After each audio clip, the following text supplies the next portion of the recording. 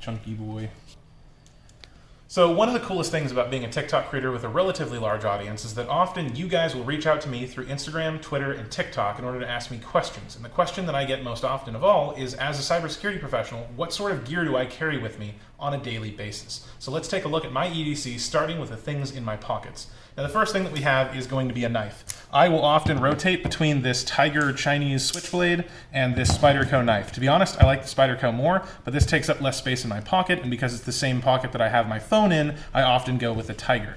Now my phone, which isn't in the video because it's what this is being filmed on, is a OnePlus 7T Pro McLaren Edition, which I firmly believe is one of the sexiest phones ever made.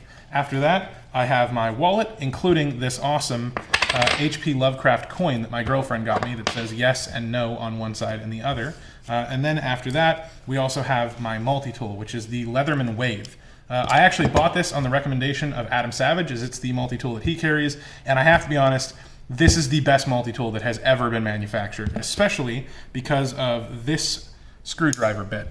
It is Phillips head on one side and standard on the other, and I love it because, and I don't understand how this works, the Phillips side will fit literally any screw. I think it's because it's actually kind of rectangular shaped and it's not as wide as it is tall, but it fits every screw. I love it, and I use it on a daily basis all the time in the data center. Now, moving forward from that, we have my pair of Bluetooth headphones. I used to carry AirPods. So this is the case from the Gen 2 AirPods. Then I had the AirPods Pro.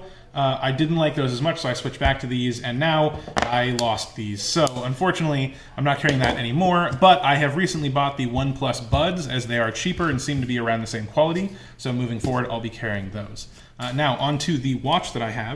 I have a pretty large collection of watches that I rotate between, but currently I have been switching back and forth between the Invicta Speedway chronograph, which is an homage to the Rolex Daytona, and this smartwatch, which is, I believe, the Moto 360, I think.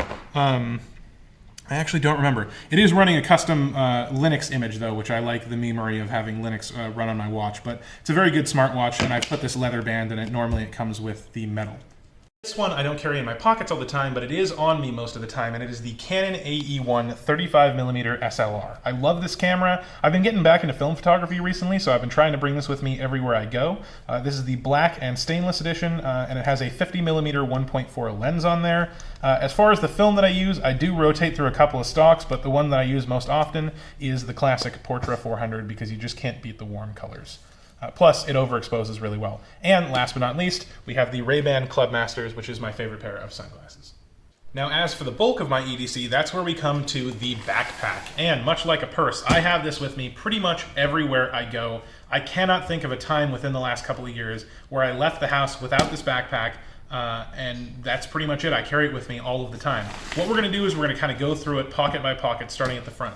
This front pocket doesn't have anything in it because it's broken, and I'm too lazy to fix it. First of all, the backpack is made by a company called Ogio. I don't have the specific model, but there will be a link to it on Amazon in the comments down below, or in the description of the video, rather.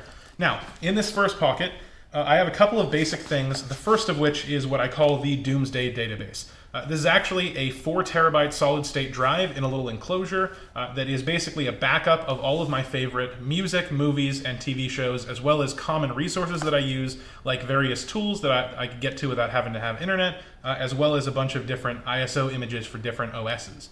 Now, moving on, we also have my old OnePlus phone. This is a rooted OnePlus 6T that is actually not broken. I thought this one was broken, with the original carbon case on it. I keep this as kind of like a pocket server because it has a self-contained battery, it does mobile hotspotting, and because it's rooted, I can run pretty much any Linux tools that I need to run on here, and it's basically a pocket server. Moving on from there, we have this awesome little, I believe it is called the, TS100 soldering iron. Now this thing is dope. It's a very compact soldering iron that is either run off of a wall plug like this, or there's another adapter that you can get where you can actually run this off a common drone battery. Unfortunately, I don't have one of those with me, but in a pinch, it's very easy for soldering, for different hardware hacking or building purposes, as well as normally I have some tinned solder in my pack. However, I don't have that with me at the moment because I've recently run out. And I think that's all for this pack. Yep. All right, now moving down into the next compartment, I have right off the bat, a multicolored pen, your standard Bic model, and then also a standard black whiteboard marker. I actually have this because I have found anywhere there is a window, there's a whiteboard, and it's really good to be able to plan out different things. And whether you're in a coffee shop or an airport or an office building, it's nice to be able to pop a whiteboard next to you. In addition to that, I have this Anker PowerCore Qualcomm Quick Charge 3.0 battery. This thing is definitely starting to see its age, but it does have quite the capacity on it. I'm trying to remember exactly how much it has. Yep, that is completely faded off the bottom. There will also be a link to this on Amazon, but it's a fantastic battery and it's very meaty. And then below that, I have my pocket journal, including this awesome bullet pen that my girlfriend got me for my 22nd birthday. I absolutely love the way that it looks, and it has a quick release there, the little rifle on it to match the bag. This is just something where I can, plot out notes or figure out quick problems, things like that. Always good to have a notebook. Now, moving on from there, I believe that is all for this bag. Yep. Oh yeah, these are some accessories for the oscilloscope you'll see down below. Moving on, I'm actually going to come back to this compartment since that's the main one.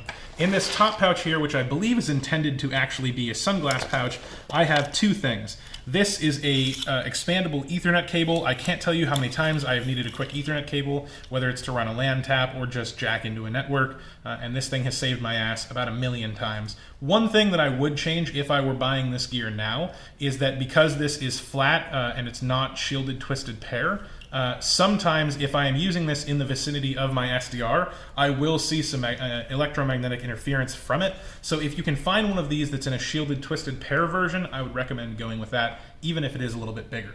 Now, moving on from there, I have the Logitech MX Master Mouse. I am firmly of the belief that this is the best mouse that has or will ever be made. I have very large hands, and this mouse just fits my hand perfectly. It has both a multi-scroll wheel here, meaning that when it's turned on, you have clicks if you scroll slow, or it moves into this kind of linear actuation where, oh, come on, is it dead?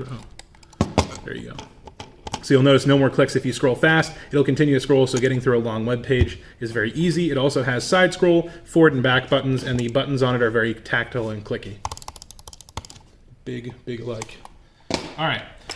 And I believe last but not least regarding the main pouch, oh yeah, I do have here, these buckles come off the side, and then down in here I have an iPad Pro. I'm not specifically sure which model this is. I don't keep too up to date on the Apple products, but it is got the Bluetooth Apple Pencil. It works kind of well as a mobile whiteboard, and there's a couple applications I do like for it, but to be honest, I don't really use it that much, and it's the one thing in my kit that I could probably forget and not really miss. But this is one of my absolute favorite tools in my bag. It is the Hontech Pocket Oscilloscope coupled with all of its various leads. This tool is quite literally invaluable to me. I use it pretty much every day, and it really helps to solve different problems. It is a completely self-contained battery-powered oscilloscope that can hook up to this probe here. And basically, if you don't know what an oscilloscope is, you can attach this to different leads in an electrical circuit or device, and you can look at the fluctuations in power as a function of time to look at the logic that that circuit might be performing. It is not a logic analyzer, but does provide a lot of interesting information about electrical circuits, and also it doubles as a multimeter. So I can put it into this mode, attach the black and red leads here into one of these different ports, and then I can measure different voltages, currents, resistance, things like that. When you're working with hardware electronics, this thing is literally a lifesaver, and it was a fantastic Christmas present from my parents. Moving on, last but not least, except for the main pouch, is my laptop. My laptop is a Dell 15-inch XPS. I do love this laptop. It's got the kind of carbon fiber here, very clicky keyboard, and currently the laptop is running with a triple boot of Ubuntu 20.04, Parrot OS, which is actually I've been using as opposed to Kali Linux because I prefer its tool set, and it's a little bit nicer looking than Kali is, and also we have Windows 10. Now, this main compartment in my backpack houses these 4 packs, each of which contain the gear that I use most often, as well as my laptop charger.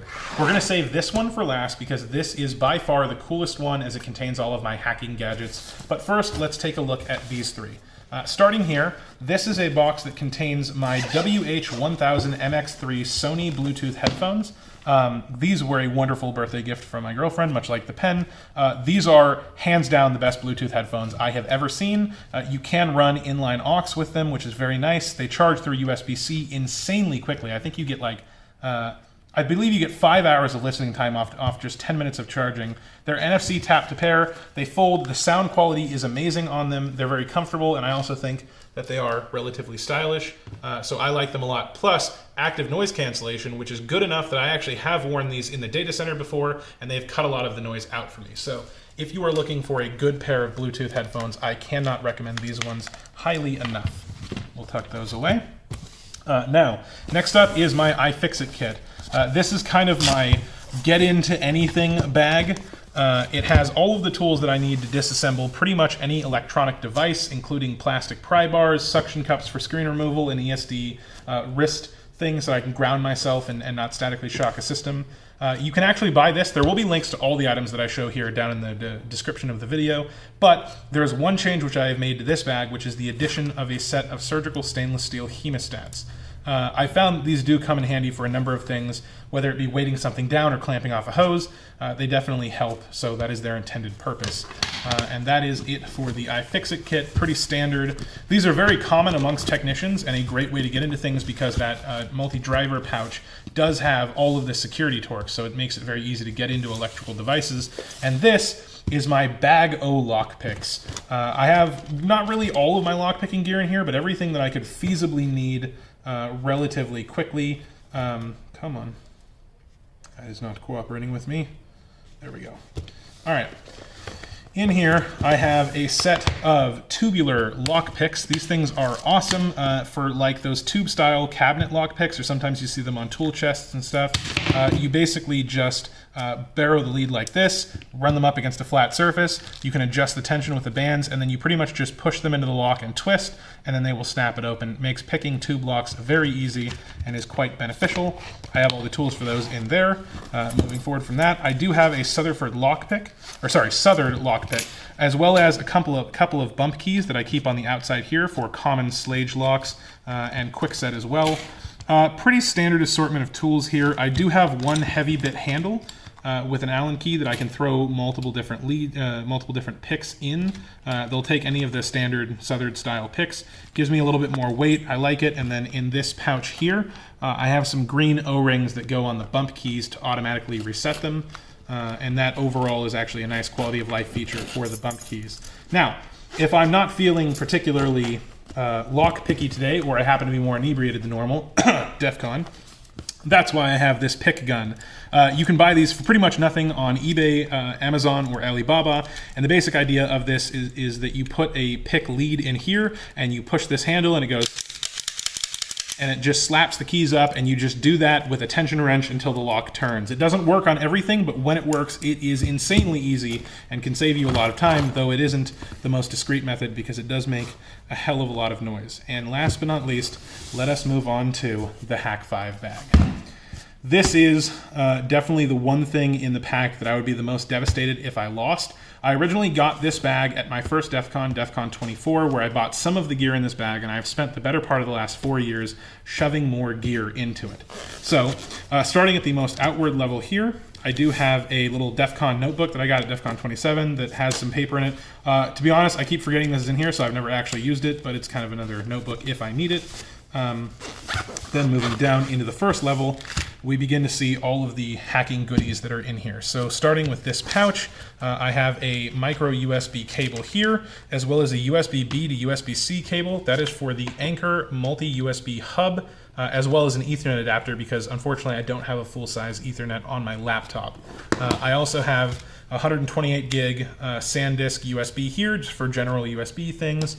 This Hot Wheels car, which is actually my good luck charm gift from my parents. There's a whole story with that, but we won't bore you with it. This is an Anchor USB-C to USB-A adapter. I do have full-size USB-A ports, but for a period of time I was carrying the MacBook Pro, which was all USB-C. I'm so glad I don't have that laptop anymore. In here, I also have a series of 4 boot disks. These come in handy all of the time. The P is for Parrot OS. The W is for He Who Shall Not Be Named Windows. Then I also have Kali OS there. and last but not least, Ubuntu 20.04. I make sure to update all of these images as frequently as possible so they are always up to date and with the latest security benefits. We've got a couple of Misc adapters here that just adapt between various types of USB devices, which can come in handy, to be honest. I don't use them that much, but I have thrown them in there. And then I do have 4 antennas in here for the Wi-Fi Pineapple that you will see in the rear of this pack. I will set those aside so that we can put them on. And last but not least, I do have a graphite lead pencil. These are really nice. An artist friend of mine gave this to me, and it does come in handy. It's the Pacific Arc H1305. Great pencil, though generally I prefer pens. Now, starting over here for the gear, this is where it really starts to get interesting. First things first is the Hack 5 Bash Bunny. You're going to notice a theme here. A lot of these are Hack 5 kit. They just sell amazing tools, and every time they come out with one, I basically have to get it because they really expand my capabilities. The Bash Bunny is essentially a fully compatible Linux computer that can run any type of bash script as well as emulate a bunch of devices when plugged into USB. And all of the things that you're going to see here, well, basically all of the Hack 5 gear, can hook up to Cloud C2, and I'll explain that in the end. Moving on, we have the Hack 5 KeyCroc. This is actually a hardware keylogger, and it is incredibly capable. Unlike normal keyloggers, where you plug them in line between a keyboard and a computer, and then they just write one massive file to an SD card that you have to come back and manually get, this can do a ton of smart recording as well as impersonating an HID, which is a human interface device, in order to inject keystrokes and things like that. So basically, when I plug this into a computer with a keyboard on the other end, it will pretend to be the keyboard, it will record all keystrokes from that keyboard, log specific ones that match regex patterns, do a ton of smart stuff, and using Cloud C2, I can even inject keystrokes wirelessly through here, so long as it is connected to the internet. Next up, we have the Proxmark V3 Easy, as well as a couple of RFID enabled cards here. This is really, really useful for taking RFID access cards like you see in a lot of tech businesses, cloning them onto different cards like this, and it allows me to get through different bypass restriction systems or access controlled systems. So that's very useful, though unfortunately it doesn't see too much use.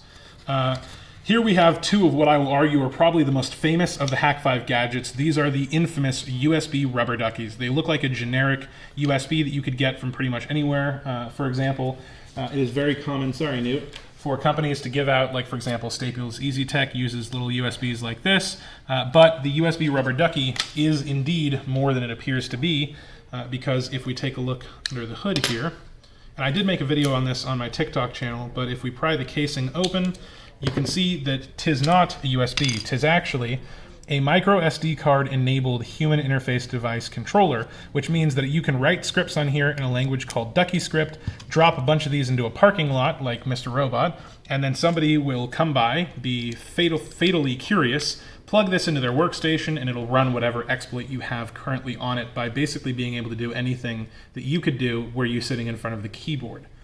Moving on from there, we have the LAN Turtle. I love this thing. Great way of getting shells. It is basically a USB Ethernet adapter that can sit in line and do a bunch of man-in-the-middle attacks. Very useful piece of kit.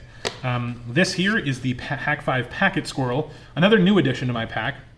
It is actually a USB-C powered LAN tap. So you can plug this in line between an Ethernet cable on either side, and then you can intercept packets on it without actually interrupting the traffic flow, or modify packets on the fly using Wireshark and a couple of different scripts. So a good example of how you might use something like this is if you are able to find a security camera that has an Ethernet connection for sharing its video and it is unencrypted. I can put this in the middle of that Ethernet line and grab whatever video or pictures it is sharing over the network directly from here, save them to a device, and then just bail out when it's done. This is the Hack 5 Shark Jack. It is an awesome little piece of kit. It essentially runs a series of automated Nmap payloads whenever it's plugged into an RJ45 jack. And it is battery powered, so it doesn't need PoE. You can select between its different modes here, and it is of course powered by USB-C because Hack 5 understands that USB-C is the future. I've got a couple of other Misc things in here, different adapters, another RFID token, and a bunch of SD cards, but we can skip past all of that since that's not really interesting. And moving to the back of the pack, we see some more of the goodies. Starting here, this is actually a Raspberry Pi Zero W in a case. It's always convenient to have a little computer like this on you. A lot of the times I will have it run Linux, but it's perfect as another pocket server if I don't have the Android phone on me. And you can leave one of these on a client location and do a lot of damage with it. Next up is the Hack5 Screen Crab, another really cool piece of kit from Hack5. The Screen Crab basically sits in line for an HDMI connection. So you would plug the input of HDMI in here and the output of the HDMI in here, and it would look normal to the person using the computer, but this little device would take that HDMI signal and make it available through the internet to me so that I can drop one of these on a client site, go home, and then using Cloud C2, which is their cloud platform, I will be able to essentially look at this video feed, take pictures and videos whenever I want. And there's a lot of interesting applications for this, though as of yet I haven't had a way to deploy this on a client site, so we'll see what happens with that. Moving forward, we have two different Wi-Fi Pineapples. This one here is the Wi-Fi Pineapple Nano. This is the one I most often will use with my Android phones.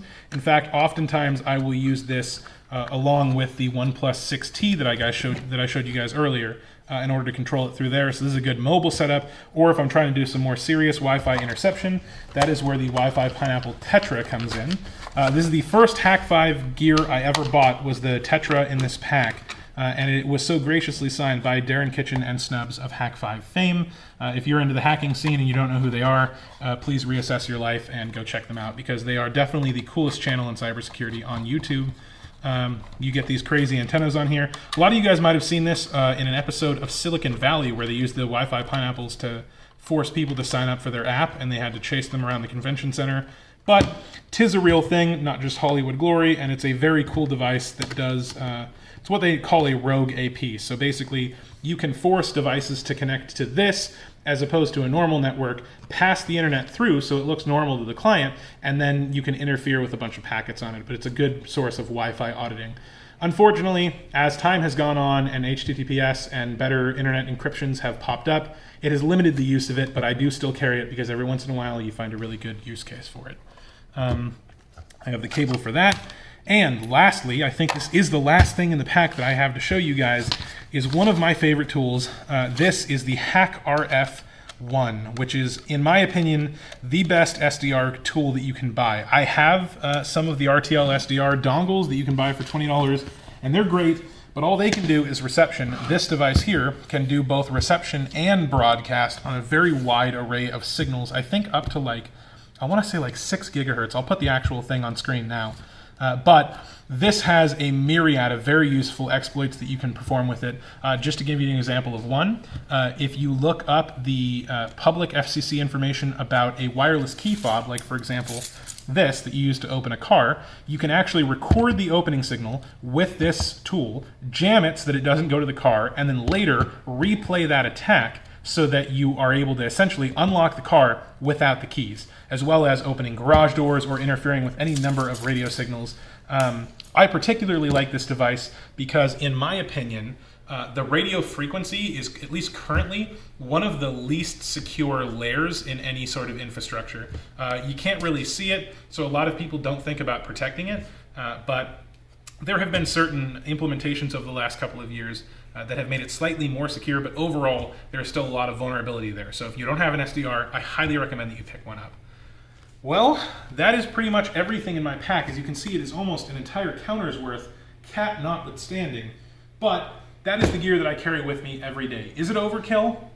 Yeah, it's overkill. And do I use all of it every day? No, I don't. But I like carrying it with me because you never know when you're going to need it. And whether I bring it with me to a client gig or just in daily use, I often find uses for these tools that they were never designed for that I just find genuinely useful.